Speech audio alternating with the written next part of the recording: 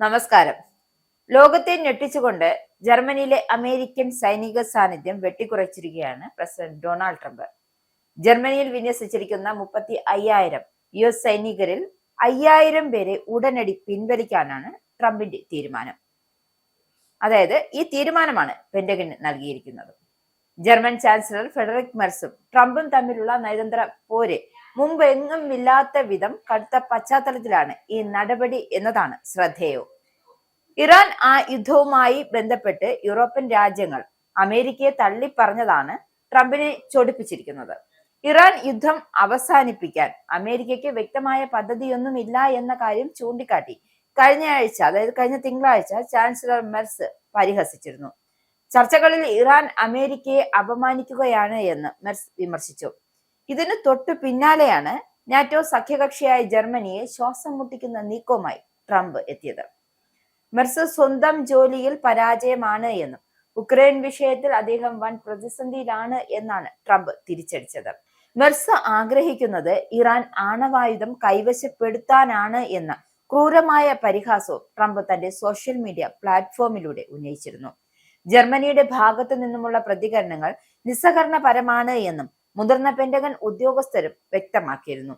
അടുത്ത 6 മുതൽ 12 മാസത്തിനുള്ളിൽ സൈനികരെ പിൻവലിക്കാനാണ് ലക്ഷ്യമെന്നും 2022 റഷ്യയുടെ ഉക്രൈൻ അധിനിവേശത്തിനു ശേഷം ജോൺ ബൈഡൻ വർദ്ധിപ്പിച്ച സൈനികരെയാണ് ഇപ്പോൾ ട്രംപ് തിരിച്ചു വിളിക്കുന്നത്. അതായത് സ്വന്തം സുരക്ഷാ ഉത്തരവാദിത്വം യൂറോപ്യൻ രാജ്യങ്ങൾ തന്നെ ഏറ്റെടുക്കണമെന്ന ട്രംപിന്റെ പഴയ നയമാണ് ഇത് എന്നാണ് അധികൃതർ പറയുന്നുണ്ട്. എങ്കിലും ഇത് ശരിക്കും സഖ്യകക്ഷികൾക്കുള്ള ശിക്ഷയാണ് എന്നാണ് രാഷ്ട്രീയ നിരീക്ഷകരുടെ വിലയിരുത്തൽ. ഇറാൻ യുദ്ധത്തിൽ അമേരിക്കയെ പിന്തുണയ്ക്കാത്ത മറ്റ് നാറ്റോ രാജ്യങ്ങളെയും പെന്റഗൺ ലക്ഷ്യം വെക്കുന്നുണ്ട്. സ്പെയിനെയും നാറ്റോയിൽ നിന്ന് സസ്പെൻഡ് ചെയ്യുന്നതും ഫോക്ലാൻഡ് ദ്വീപ് വിഷയത്തിൽ ബ്രിട്ടനെതിരെ തിരിയുന്നതും അമേരിക്കയുടെ പരിഗണനയിലുണ്ട് എന്നാണ് റിപ്പോർട്ട്. ഹോർമോസ് കടലിടുക്കിൽ എണ്ണക്കടത്ത് തടസ്സപ്പെട്ടിട്ടും നാവികസേനയെ അയച്ച് സഹായിക്കാത്ത ജർമ്മനിയെയും മറ്റു സഖ്യകക്ഷികളെയും ട്രംപ് രൂക്ഷമായി കുറ്റപ്പെടുത്തുന്നുണ്ട്. ഊർജ വിതരണം തടസ്സപ്പെട്ടതോടെ ആഗോള വിപണി വൻ സാമ്പത്തിക പ്രതിസന്ധിയിലാണ്. ഫെബ്രുവരി 28-ന് ഇറാനെതിരായ ആക്രമണം ആരംഭിക്കുന്നതിന് മുൻപ് അമേരിക്കയോ ഇസ്രയേലോ തങ്ങളോട് കൂടിയാലോചിച്ചിട്ടില്ല എന്ന് മെർസ് നേരത്തെ ആരോപിച്ചിരുന്നു. യുദ്ധം കാര്യങ്ങൾ വഷളാക്കുമെന്ന് ട്രംപിനെ നേരിട്ട് അറിയിച്ചിരുന്നു എന്നും ജർമ്മനിയിലെ US സൈനിക ആശുപത്രി അടക്കമുള്ള സംവിധാനങ്ങൾ US യുദ്ധ നീക്കങ്ങൾക്ക് വലിയ പിന്തുണയാണ് നൽകുന്നത്.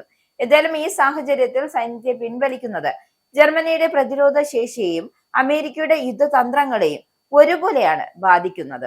എന്തായാലും ട്രാൻസ് അറ്റ്ലാന്റിക് സഖ്യത്തിൽ വീണ ഈ വിള്ളൽ വരും ദിവസങ്ങളും ലോകരാഷ്ട്രീയത്തെ മാറ്റിമറിക്കുമെന്ന കാര്യത്തിൽ യാതൊരുവിധ സംശയവും വേണ്ട.